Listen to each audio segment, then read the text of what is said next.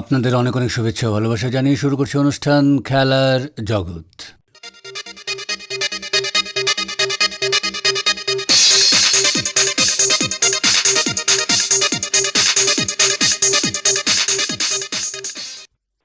হাইলাকান্দি জেলা ক্রীড়া সংস্থার মাঠে 19 থেকে 28 এপ্রিল অনুষ্ঠিত হয় নুরুদ্দিন ট্রফি সিনিয়র আন্তঃজেলা ক্রিকেট টুর্নামেন্ট।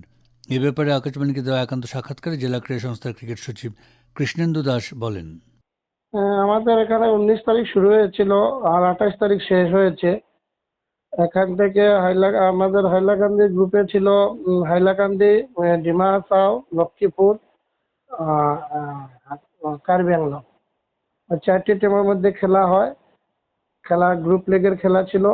ওই খেলাতে মানে পার গ্রুপ থেকে মানে এক টিম বেরোবে। আমাদের হাইলাকান্দি ওই গ্রুপ থেকে কোয়ালিফাই করে হাইয়েস্ট পয়েন্ট নিয়ে এখান থেকে হাইলাকান্দি চলে যায় মঙ্গলদৈতে, যেখানে মানে কোয়ার্টার হলে বলে হলো, কারণ দু গ্রুপের খেলা ছিল, মানে দুই টিমই ফাইনালে যাবে। মানে দুই গ্রুপে, এক গ্রুপে ছিল হাইলাকান্দি, তেজপুর, হাইলাকান্দি, ধেমাজি এবং মঙ্গলদৈ। অন্য গ্রুপে ছিল বরপেটা, চড়াইদেও এবং চিরাং। ওই 6 টিমের মধ্যে মানে খেলা ছিল 2 তারিখ থেকে, ওই মঙ্গলদৈতে, সরি 30 তারিখ থেকে। 30 আর 2 ছিল হাইলাকান্দির খেলা। 1 তারিখ ছিল বরপেটা এবং চড়াইদেওর খেলা। 3 তারিখ ছিল চড়াইদেও এবং চিরাঙ্গের খেলা। 4 তারিখ ছিল ধেমাজি এবং মঙ্গলদৈর খেলা। 5 তারিখ ছিল বরপেটা আরো বরপেটা চিরাঙ্গের খেলা। ওইখান থেকে হাইলাকান্দির গ্রুপে ছিল হাইলাকান্দি, ধেমাজি আর মঙ্গলদৈ। হাইলাকান্দির খেলা ছিল 30 তারিখ আর 2 তারিখ, যেখানে হাইলাকান্দি 2টি ম্যাচ হারছে। কিন্তু প্রথম ম্যাচে হাইলাকান্দি 30 তারিখে খেলা মঙ্গলদৈর সাথে ছিল, যেখানে পিচ ভিজা ছিল, যাদের আম্পায়ারিং বিতর্ক নিয়ে আমাদের হাইলাকান্দি ডিএসএ থেকেও মানে একটা কমপ্লেন করা হয়েছিল। মানে ওই খেলাটা হাইলাকান্দি 50 ওভারের খেলা ছিল, মানে মঙ্গলদৈ করেছিল 250 রান। হাইলাকান্দি 8 ওভারে 37 রানে 4 উইকেট ছিল। ওই সময় বৃষ্টি এসে যায়। বৃষ্টি আসার পরে পিচ কাভারিং ছিল, কিন্তু মানে কি ভুলবশত একটু পিচের জল মানে পিচে মানে ঢুকে যায়। কিন্তু ওইখানে যে থার্ড আম্পায়ার ছিল, ওনাদের মঙ্গলদৈর লক্ষ্যে এলার, উনি ছিলেন মঙ্গলদৈর আবার ক্রিকেট সেক্রেটারি, যেটা মানে আম্পায়ার বিরোধী কাজ ছিল। উনি কি করেছেন, পিচটাকে খেলা চলাকালীন পিচে কিছু করতে নেই। মানে আম্পায়ার মানে আমাদের ক্রিকেট খেলা চলাকালীন কিছু হবে না। মানে এক ইনিংস শেষ হওয়ার পরে হয়তো রোলিং হবে, কিন্তু এক ইনিংস শেষ না হওয়া পর্যন্ত কিছু। এক ইনিংস শেষ হয়েছে, দ্বিতীয় ইনিংস শেষ হওয়ার পরে মাঝখানে বৃষ্টি এসে যায়। কিন্তু মানে থার্ড আম্পায়ার কি করে, ওখানে নিজের হাত লেপে ব্রাশ করে জায়গাটা মানে মানে শুকাতেই দেয়নি, মানে যার জন্য আমরা খেলতে রাজি ছিলাম না। কিন্তু পরে ওরা মানে জানি না ওনাদের আম্পায়ারের কি ডিস্টার্ব, আমাদের মানে প্রেশার করেছিল, কিন্তু আমরা আর খেলিনি। যার জন্য কিন্তু ওটা ম্যাচটা ওদের পক্ষে চলে যায়। আমরা এসিয়াতে আমরা রিপোর্টও করেছি, কিন্তু এটা কোনো আমরা সব উত্তর পাইনি।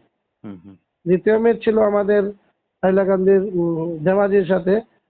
আমরা করেছিলাম 50 ওভারে 170 রান। তারপরে বৃষ্টি এসেছে। বৃষ্টি আসার পরে মানে 2 ঘন্টা খেলা বন্ধ ছিল। আচ্ছা, 1.5 ঘন্টার মধ্যে। হ্যাঁ, তারপরে আমাদের ডাকওয়ার্ড ডিএলএস মেথডে রান ওদের কমে যায়। তারা 35 ওভারে রান মানে টার্গেট ছিল 105 রানে, যেটা ওরা 6 উইকেট হারিয়ে করে ফেলে। আমরা এই মানে গ্রুপ থেকে আউট হয়ে যাই। আর মঙ্গলদৈ আর ধেমাজির মধ্যে খেলা ছিল, কিন্তু মানে ওই গ্রুপ থেকে ধেমাজি মানে ফাইনালের জন্য কোয়ালিফাই করে। আর অন্য গ্রুপে ছিল বরপেটা, চিরাং এবং চড়াইদেও। অন্য গ্রুপ থেকে বরপেটা ফাইনালের যোগ্যতা অর্জন করেছে। ফাইনাল হবে 8 তারিখ আমাদের প্লেট গ্রুপে। হ্যাঁ, ফাইনাল 8 তারিখ ধেমাজি এবং বরপেটার মধ্যে। যে জিতবে ও পাবে 10 লাখ, আর যে মানে রানার্স হবে ও পাবে 7 লাখ। কোন মাঠে অনুষ্ঠিত হবে? এটা মঙ্গলদৈ মাঠে হবে। মঙ্গলদৈ মাঠে। তো হাইলাকান্দিতে অনুষ্ঠিত খেলাগুলো মোটামুটি জমে উঠেছিল।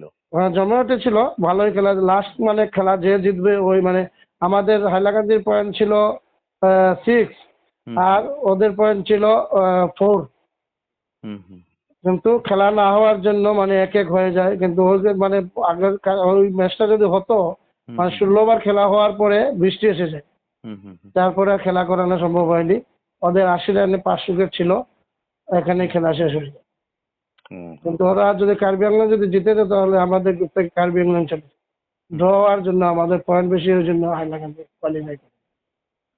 তাছাড়া আবহাওয়াগত কারণেও ওনারা অসুবিধার সম্মুখীন হতে হ্যাঁ, হয়েছে। অসুবিধার সম্মুখীন হতে হয়েছে। হ্যাঁ, মাঠের অবস্থা মোটের উপর খেলার উপযোগী ছিল তখন। হ্যাঁ, মাঠে খেলা মানে খেলার উপযোগী মানে করে মানে মানে রাত্রে এত বৃষ্টি দেয় মানে 12টা-1টা আমাদের উপযোগী করা যায়, কিন্তু 20 ওভার খেলানো যায়, 21 ওভার খেলানো যায়। কিন্তু মানে 2টো ম্যাচ 3টা ম্যাচ হয়েছে এরকম হুম হুম 21 ওভারে, কিন্তু লাস্ট ম্যাচটা আর করানো যায়নি। হুম এমন হুম। বৃষ্টি এসেছে আর করানো সম্ভব না। তবুও ক্রীড়াপ্রেমী বা বিশেষ করে ক্রিকেটের প্রেমী দর্শকরা উপস্থিত হয়েছিলেন। দর্শকরা ছিল, কিন্তু মানে ওই যে বললাম যে আমাদের বৃষ্টির জন্য ম্যাচ হবে কিনা পুরো ম্যাচের জন্য একটু দর্শক সমাগম কম ছিল। হুম হুম হুম। আচ্ছা, তো হাইলাকান্দি জেলা ক্রীড়া সংস্থার ক্রিকেট বিভাগের আর কি কার্যসূচি আগামীতে? এখন তো কোনো কার্যসূচি নেই, কারণ এখন তো আমাদের ক্লাবগুলো মানে ক্লাবগুলো খেলা হয়ে গেছে। হুম কিন্তু হুম এখন ডিস্ট্রিক্ট মানে যদি কোনো খেলা থাকে তাহলে তো এটা নিয়ে আমরা বসতে হবে। এখনো আমরা কোনো চিঠি পাইনি। একটা খবর আসছে যে 16 এটা হতে পারে এখন, কিন্তু মানে এটা পুরো শিওর কথা না। ও মানে খবর শুনেছি মানে 16টা হবে, ডেটটা এখনো কিছু ফিক্সড হয়নি। বিশেষ করে মেয়েদের ক্রিকেট নিয়ে মেয়েদের কোনো ক্রিকেটের এখনো কোনো মানে আমরা কিছু পাইনি। হুম হুম মেয়েদের ক্রিকেটের প্রস্তুতি মাঝে মধ্যে চলে না, থাকে। প্রস্তুতি ডেইলি চলছে, মাঝে মধ্যে না, মেয়েরা প্রত্যেক দিনই প্র্যাকটিস করছে। মানে যদি বৃষ্টি দেয় তাহলে তো করা যাচ্ছে না। ইনডোর এমনও বৃষ্টি দেয় ইনডোরে ভিজে যায়। হ্যাঁ হ্যাঁ। মানে মানে কোথা থেকে মানে মানে বহুত মানে বাধার সম্মুখীন হতে হচ্ছে, যার জন্য আমাদের মানে ফিল্ডেই এখন সবকিছু করতে হয়। তো ক্রিকেটে আপনাদের নিজস্ব কোচ রয়েছেন মানে হ্যাঁ, নিজস্ব কোচ আমাদের আলামান মজুমদার রয়েছেন, আমাদের অপি রয়েছেন, তারপরে আমাদের অরিন্দম দেব রয়েছেন। মানে এরা মানে কোচিং করাচ্ছে না। হুম হুম হুম। তো মেয়েদের মধ্যে থেকে এখনো কোনো কোচ বেরিয়ে না, আসেনি। মেয়েদের কাছে কোনো কোচ বাড়িয়ে আসেনি। তো প্রতিশ্রুতিবান খেলোয়াড় নিশ্চয়ই বেরিয়েছেন মেয়েদের মধ্যে। হ্যাঁ, মেয়েদের মধ্যে মধ্যে আমাদের রেশমি সিনহা তো স্টেট খেলছে। হুম হুম হুম। ও তো এখন স্টেটের ট্রায়ালে রয়েছে 20 এখন তো ও স্টেট খেলেছে, এবছরে খেলেছে, আগেও খেলেছে, এবছরে খেলেছে। তো এবছর হয়তো কোনো সময় মেয়েদের একটা টুর্নামেন্ট মেয়েদের হতে পারে। টুর্নামেন্ট করানোর জন্য আপনার পাশে কিন্তু মানে এত ক্লাব গুলো পাওয়া যাচ্ছে না যে একটা টুর্নামেন্ট মানে মেয়েরা মুষ্টিমেয় আসছে, বুঝেছেন? যার হুম জন্য হুম আমাদের টুর্নামেন্ট করানো সম্ভব হচ্ছে না ক্লাব গুলোকে নিয়ে। হুম হুম এতগুলো ক্লাব নেই যে মানে মেয়েরা রিপ্রেজেন্ট করবে, এত ক্লাবে নেই, আর অত মানে মেলুকরাও এতটা আসছে না প্লেয়ার যে কয়েকটা হুম ক্লাবে গিয়ে ওরা খেলবে। হুম হুম হুম মুষ্টিমেয় আসছে যেটা দিয়ে আমাদের ডিস্ট্রিক্ট টিম হচ্ছে আর কি। হুম হুম হুম। এরকমই চলছে। আর জেলার বিভিন্ন অঞ্চলে হয়তো আলাদাভাবে ক্রিকেটের আহ, চলে থাকে। না, চলে থাকে, কিন্তু এখন তো আর আমাদের এখানে দেখুন বৃষ্টির মরশুম আছে, এখন ক্রিকেট খেলাটা এখন মানে সিজনটা এখন টাফ। হুম হুম হুম আমাদের আর খুব মানে খুব সম্ভবত অগাস্ট সেপ্টেম্বর মাসে আমাদের আবার সিজন আসবে, কিন্তু এখন খুব টাফ, এখন আমাদের এখানে খুব বৃষ্টি হয়ে থাকে যার জন্য মানে ক্রিকেট খেলাটা খুব টাফ হয়। হুম হুম। আমাদের এলাকায় এই অগাস্ট সেপ্টেম্বর থেকেই ক্রিকেট মৌসুমের হ্যাঁ, সেপ্টেম্বর অগাস্টে হয় না, সেপ্টেম্বরে ধরেন শুরু হয়, হুম হুম সেপ্টেম্বর মানে শুরু হয়। তখন হয়তো ক্রিকেটের আলাদাভাবে ক্যালেন্ডার একটা প্রস্তুত করা হ্যাঁ, যাবে। এরপরে একটা প্রস্তুত করা যায়, যার জন্য আমরা মানে এই যে 3 মাস কিছুই করাতে পারি, ওর জন্য ফুটবলটা মানে হয়ে যায়, হুম ফুটবল হুম টুর্নামেন্ট গুলো হয়ে যায় এই 3-4 হুম মাস। হুম। তো জেলা ক্রীড়া সংস্থার কর্মকর্তারাও ক্রিকেটের ব্যাপারে উৎসাহী রয়েছেন নিশ্চয়ই। সবই উৎসাহী রয়েছেন, কিন্তু বরুণ দেবতার উপরে তো আমাদের কিছু করার থাকে না। হ্যাঁ হ্যাঁ হ্যাঁ কারণ ক্রিকেটটা তো আর বৃষ্টিতে খেলা যায় না, ফুটবলটা খেলা যায় কিন্তু ক্রিকেটটা বৃষ্টিতে খেলা যায় না। হ্যাঁ হ্যাঁ হ্যাঁ যার ধরুন এখানে মানে এখন মানে উপায় থাকলেও মানে ইচ্ছে থাকলে উপায় নেই। হ্যাঁ হ্যাঁ। এখন তো হয়তো হাইলাকান্দিতেও ফুটবল মৌসুম চলছে। না, ফুটবল মৌসুম এখনো শুরু হয়নি, কিন্তু শুরু হয়ে যাবে। হুম হুম হুম। গ্রামের প্রত্যন্ত অঞ্চল থেকে ছেলে বা মেয়ে নিশ্চয়ই নতুন নতুন উঠে আসছেন খেলার আসছে জন্য। আসছে হ্যাঁ, যাদের যারা নতুন আছে ওরা কোচিং এ ঢুকেছে। কোচিং আমাদের ব্লাড মার্ক ক্রিকেট একাডেমি আছে, ওইটাতে মানে সবার যারা নতুন নতুন আছে ওরা একাডেমিতে প্র্যাকটিস করছে। হুম হুম হুম যারা প্রতিশ্রুতিবান দেখা যাচ্ছে, প্রতিভা দেখা যাচ্ছে, ওদের কোচ ওদেরকে সিলেক্ট করে রাখছে যাতে আগামী ভবিষ্যতে ওরা ওদেরকে নিয়ে চলা যায়। হুম হুম হুম। এটাই হচ্ছে, এখন দেখা যাক কি হবে বিভিন্ন ভবিষ্যতে। খেলার ব্যাপারে আপনারা হ্যাঁ, আমাদের তো সব ব্যাপারে, কারণ আমাদের এই এই 28-29 ছিল মানে আমাদের অ্যাথলেটিক্স টুর্নামেন্ট, কিন্তু বৃষ্টির জন্য এই টুর্নামেন্ট আরো মানে নতুন ডেট পড়বে, যার জন্য আমাদের মানে বৃষ্টির জন্য এই অ্যাথলেটিক্স টুর্নামেন্ট করানো যায়। হ্যাঁ হ্যাঁ হ্যাঁ। টুর্নামেন্টের ডেট ডেট 28-29 ছিল, কিন্তু এখন আবার নতুন হবে, একটু দিনগুলো ভালো দেখে মানে তো বৃষ্টির মধ্যে তো অ্যাথলেটিক গুলো করানো যায় না। সম্ভব না। হুম না। হুম। এদিকে শ্রীভূমি জেলার ফুটবলের অতীত ও বর্তমান পরিস্থিতি নিয়ে এক সাক্ষাৎকারে শ্রীভূমি জেলা ক্রীড়া সংস্থার প্রাক্তন ফুটবল খেলোয়াড় কমলেশ ভট্টাচার্য জানালেন। ফুটবলের ব্যাপারটা দেখুন, ফুটবল যখন ফুটবল আর করিমগঞ্জ মানে বর্তমানে শ্রীভূমি, এই দুটো সমার্থক হয়ে যায় অনেক সময়। কারণ এই জেলা থেকে একসময় অনেক দিকপাল ফুটবলেরা বেরিয়েছে এবং পৃথিবী ভারতবর্ষের বিভিন্ন মাঠে দাপিয়ে বেরিয়েছে। যেরকম আমি দু একটা নাম বলবো, আপনারা জানেন যে সাধন দাস, এরপরে সতীশ দাস, পরে অরূপ দাস, দেবাশিস রায়, এই জাতীয় ফুটবলাররা পুরো ভারতবর্ষ কাঁপিয়েছে একসময় এবং বেশ প্রথিতযশা ফুটবলার হিসাবে এদের সুনাম ছিল একসময়। এরা এই জেলা থেকেই খেলা শিখে গেছে এবং এই জেলা থেকেই বেরিয়ে গেছে। তার পরবর্তী সময়ে আমাদের বর্তমানে যিনি ফুটবলের সেক্রেটারি আছেন আমাদের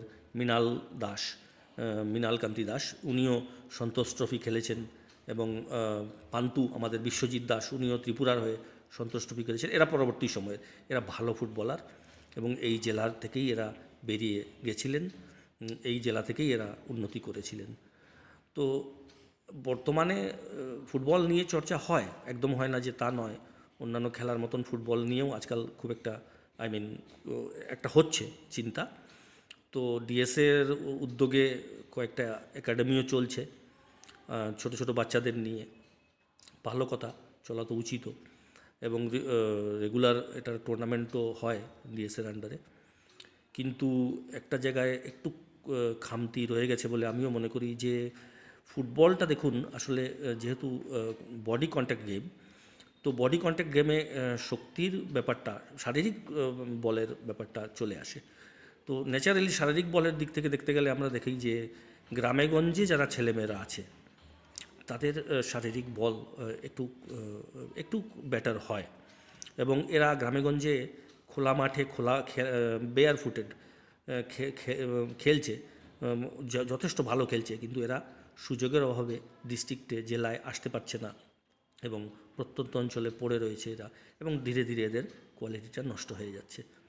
আমি মনে করি ফুটবলের ক্ষেত্রে গ্রামেগঞ্জে গিয়ে একটা টিম করে, ক্লিনিক করে, বাছাই করে এনে এই গ্রামেগঞ্জের ছেলেদেরকে যদি উপযুক্ত ট্রেনিং এবং দেওয়া হয়, উপযুক্ত ইনফ্রাস্ট্রাকচার এদেরকে দেওয়া হয়, আবারও অনেক দেবাশিস রায় এই জেলা থেকে বেরোবে, আবারও সতীশ দাস বেরোবেন, আবারও সাধন দাস অনেক বেরোবেন বলে আমি বিশ্বাস করি। দরকার শুধু একটু মনোসংযোগের। তো সেক্ষেত্রে এই যে গ্রামের ছেলের কথা বললেন বা আমাদের শহরের অঞ্চলের যে ছেলেমেয়েরা, তারা কিন্তু এখন মোবাইল এডিক্টেড হয়ে গেছে, স্কুল পড়ুয়া বিশেষ করে। তো সেখানে এদের এই মোবাইল থেকে বেরিয়ে আসার জন্য মানে খেলার দিকে এদের ঝুঁক নেওয়ার মানে কী ধরনের পদক্ষেপ নেওয়া প্রয়োজন বলে আপনি মনে করছেন?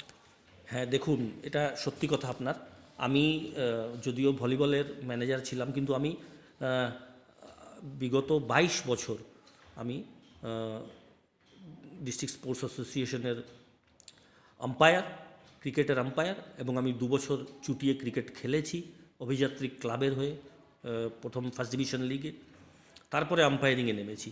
তারপর আসাম ক্রিকেটের স্কোরার হয়েছি, আসাম ক্রিকেটের স্কোরার পাস করেছি এবং বিসিসিআইয়ের ম্যাচ পরিচালনা করার অভিজ্ঞতাও আমার রয়েছে আমার ঝুলিতে।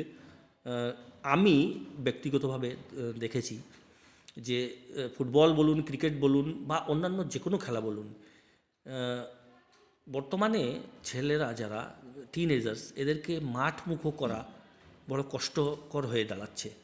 মোবাইল এডিকশন একটা বিরাট ব্যাপার। তার মধ্যে আরও সমাজের নানান প্রলোভন আছে যেটা আমাদের সময় ছিল না। অনেকগুলো ইজিলি অ্যাভেলেবল যে জিনিসগুলো আছে সেগুলো কখনোই ভালো হতে পারে না। ইজিলি অ্যাভেলেবল কখনোই ভালো জিনিস হয় না, কারণ ভালো জিনিস খুব কষ্ট করে পেতে হয়।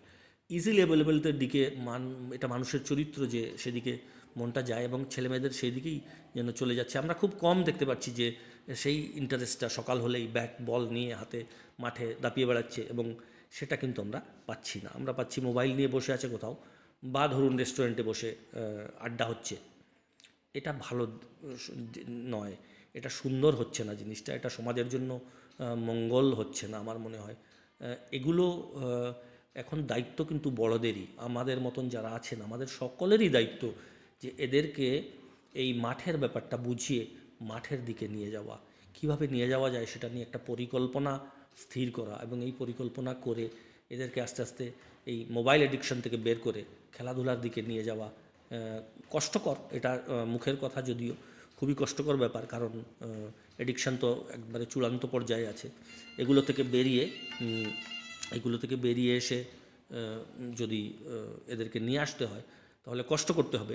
সেই আবার অভিভাবক এবং খেলাধুলার সঙ্গে জড়িত যারা আছেন, জেলা ক্রীড়া সংস্থা এবং সরকারের তরফ থেকে যারা জেলা ক্রীড়া আধিকারিকরা আছেন, তাদেরও এটা নিয়ে আমি মনে করি চিন্তা করা উচিত, কিভাবে এদেরকে মাঠে নিয়ে আসা যায়, কিভাবে এদেরকে আবার খেলার জগতে ফিরিয়ে আনা যায়, এই মোবাইল থেকে বের করে, রেস্টুরেন্ট কালচার থেকে বের করে খেলাধুলার দিকে নিয়ে আসা যায়। এটা করা উচিত আমার মনে হয়। সকলে মিলে করলে কেন হবে না, নিশ্চয়ই হবে। অন্যান্য দেশে তো হচ্ছে, আমাদের দেশেও এটা নিশ্চয়ই হবে। আগে আমরা দেখেছি যে শ্রীভূমি জেলার মানে অতীতে করিমগঞ্জ জেলাতে জেলার গ্রামাঞ্চলে শহরাঞ্চলে যেগুলো স্কুল ছিল সেখানে একটা ফুটবল প্রতিযোগিতা হতো। হ্যাঁ, তো আজ এই খেলাগুলো কিন্তু প্রায় নেই বললেই চলে। সেক্ষেত্রে মানে এই খেলাগুলোকে কীভাবে আবার এগিয়ে নেওয়া যায় সেটার ব্যাপারে আপনার কী মত? হ্যাঁ, এটা একদম সত্যি কথা। আমাদের টুর্নামেন্ট হতো, বড় বড় টুর্নামেন্ট হতো। আমাদের জেলাতেই RK জৈন নামের একটি বিশাল ফুটবল টুর্নামেন্ট হতো, যেটাতে দেশের এবং বিদেশের, বাংলাদেশ থেকে বিভিন্ন ভালো ভালো দল আসতো, পার্টিসিপেট করতো। এক সময় ছিল, কিন্তু আই থিঙ্ক 1994 পরে এটা আর অনুষ্ঠিত হয়নি। এরপর আর হলো না কেন তাও আমি জানি না, বা আদৌ হবে কি না সেটাও আমি জানি না। কিন্তু এই রকম টুর্নামেন্টের দরকার খুব বেশি করে আছে আমি মনে করি, কারণ এতে এক্সপোজারটা হয়। দেখুন, যদিও এটা ইন্টারনেটের যুগ, অনেকেই বিদেশি খেলা হোক বা বিদেশি কোচিং হোক অনেকে দেখছে যাদের ইন্টারেস্ট আছে, কিন্তু দেখা আর প্র্যাকটিক্যালি করার মধ্যে অনেক তফাৎ।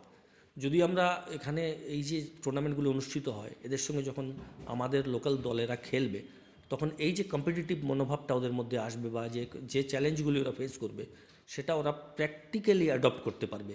কিভাবে, কী টেকনিকে ফুটবলটা খেলা হচ্ছে, কোন ফরমেশনে বর্তমান ফুটবল চলছে, ফরমেশনটা কী হওয়া উচিত, হলে কতখানি মান উন্নয়ন হবে দলের, এইগুলি জিনিস এরা এই এক্সপোজার পাবে যদি আমাদের বিভিন্ন টুর্নামেন্ট অনুষ্ঠিত হতো। আমাদের জেলায় আগে হতো। ইদানিংকালে যেভাবে আপনাকে বললাম যে 1994 থেকে RK জৈন বন্ধ আছে, এবং বড় ধরনের কোনো ফুটবল টুর্নামেন্ট খুব একটা হয়নি। তবে লাস্ট 2 বছর 2টি টিম এসেছিল বেশ কবছর আগে। আমি লোকাল ম্যানেজার ছিলাম, এই জন্য আমার মনে পড়ছে। একবার বাংলাদেশকে আনা হয়েছিল, বাংলাদেশ মোহামেডান স্পোর্টিং বোধহয়, আর একটা বোধহয় আইজলের একটা টিমকে এনে এখানে খেলানো হয়েছিল। যথেষ্ট ভালো খেলেছে ওরা, এবং লোকাল যারা ফুটবলার্সরা আছে, বাচ্চারা, ওরা দেখেছে ওদের উন্নতি হয়েছে, ওরা শিখেছে অনেক কিছু ওদের কাছ থেকে। এই জাতীয় জিনিস হওয়া উচিত। হলে তো বললাম তো, এটা যখনই ইন্টারাকশন হবে, আমাদের যেরকম আগে ছিল স্কুলে এক্সপোজার টোর ছিল, আমরা এক স্কুল থেকে আরেক স্কুলে যাওয়া, আরেক স্কুল থেকে আরেক স্কুলে যাওয়া, ওখানে খেলা, এগুলো ছিল। এগুলো কারণ কিছু না, কারণ হলো একে অন্যের যে গুণাবলীগুলি সেগুলি অ্যাডপ্ট করা।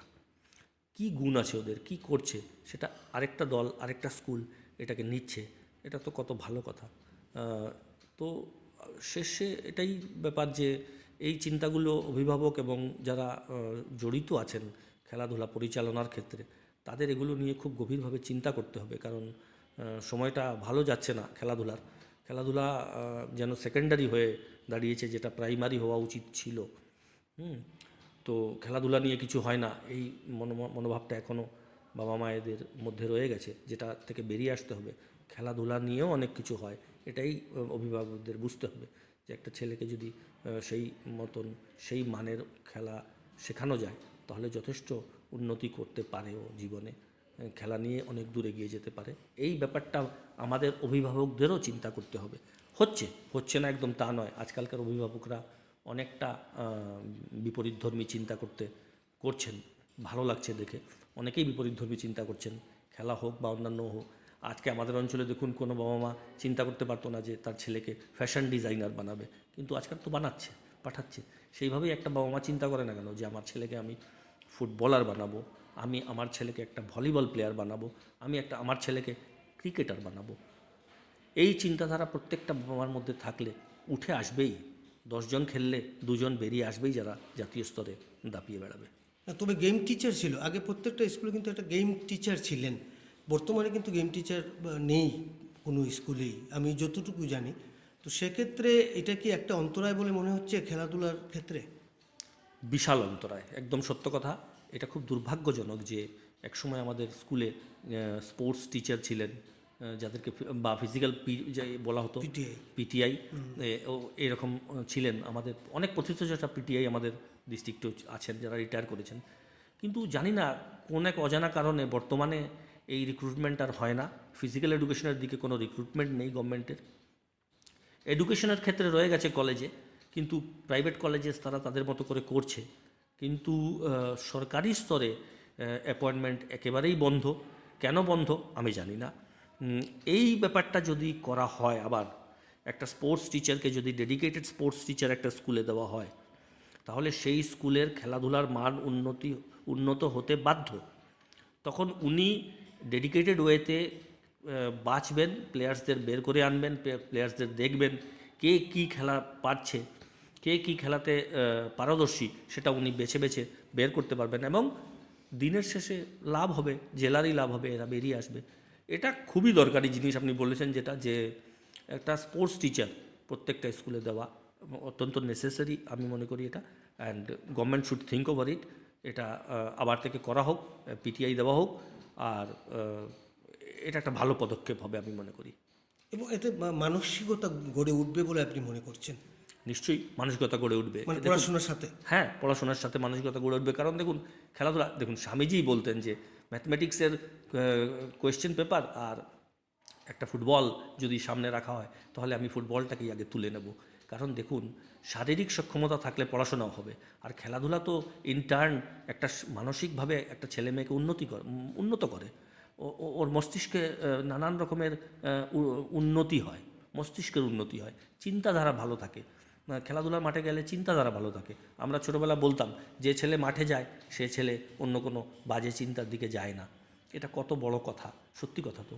একটা ছেলে যখন খেলাধুলা নিয়ে থাকবে, বা একটা মেয়ে যখন খেলাধুলা নিয়ে থাকবে, ওর কাছে অন্য কোনো চিন্তা করার স্কোপ থাকবে না। এটা তো খুবই ভালো দিক। তো এটা তো সত্যি কথা। দিলে মানসিকতারও পরিবর্তন হবে, পড়াশোনারও উন্নতি হবে, খেলাধুলার পাশাপাশি পড়াশোনারও উন্নতি হবে। ঠিক কথা বলেছেন আপনি, এটা দেওয়া উচিত। স্পোর্টস টিচার একজন খুবই দরকারি জিনিস আমি মনে করি প্রত্যেকটা স্কুল কলেজে। এবং তখনই এই জেলার খেলার উন্নতি ঘটবে বলে মনে করছেন? একমাত্র তখনই এই জেলার উন্নতি ঘটবে। কারণ খেলাধুলা তো ওই তো বললাম আপনাকে, তৃণমূল স্তর থেকে বেছে এনে বা খেলা আলটিমেটলি গিয়ে একটা দল বেরোয়, একটা ভালো প্লেয়ার বেরোয়। তৃণমূল স্তর মানে স্কুল। সেই স্কুলের ইনফ্রাস্ট্রাকচার, খেলার ইনফ্রাস্ট্রাকচার যদি ভালো হয়, তাহলে জেলার ইনফ্রাস্ট্রাকচার ভালো হতে বাধ্য। কিন্তু যদি তৃণমূল স্তরে এই গণ্ডগোল থাকে, তাহলে তো সামনে গিয়ে আর কোনো ভালো জিনিসের আমরা আশা করতে পারি না। কারণ হবে না, এটা তৃণমূল স্তর থেকেই দেখতে হবে। তো স্কুল এটার জন্য তো বেস্ট প্লেস আমি মনে করি। স্কুল লেভেল থেকে একটা টিচার যদি ডেডিকেটেড ওয়েতে ছেলে মেয়েদের ট্রেনিং দেন, that would be much better আমি মনে করি। তো এতে সুস্থ একটা প্রজন্ম বেরিয়ে আসবে আগামীতে। অবশ্যই একটা সুস্থ প্রজন্ম বেরিয়ে আসবে, একটা ভালো প্রজন্ম বেরিয়ে আসবে, যাদের চিন্তাধারা অনেক উন্নত হবে, যারা সমাজের ভালো মানুষ হবে এবং ভালো দিকটা চিন্তা করবে, দেশের মঙ্গল হবে আলটিমেটলি। নিশ্চয়ই, এটা তো সত্যি কথা।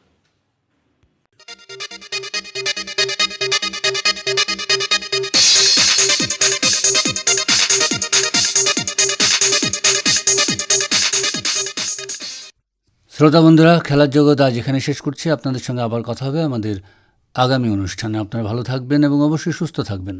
এবারে বিদায় নিচ্ছি, তবে তার আগে জানিয়ে দেব, উপস্থাপনায় ছিলাম অনির্বাণ জ্যোতিগুপ্ত, সাক্ষাৎকার নিয়েছেন জসীমউদ্দিন লস্কর ও নবেন্দু দাস। অনুষ্ঠানটি সম্পাদনা করলেন কৃষ্ণেন্দু ভট্টাচার্য এবং প্রযোজনায় হিতব্রত ভট্টাচার্য।